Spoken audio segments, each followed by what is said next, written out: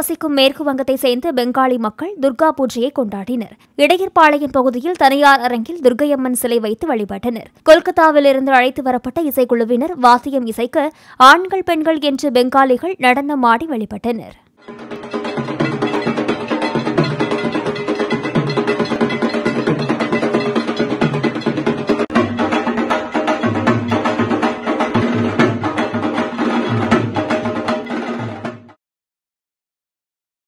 Play store மற்றும் app ஸ்டோரில் இருந்து பாலிமர் செயலியை QR கோடு மூலம் பதிவிறக்கம் செய்யுங்கள்.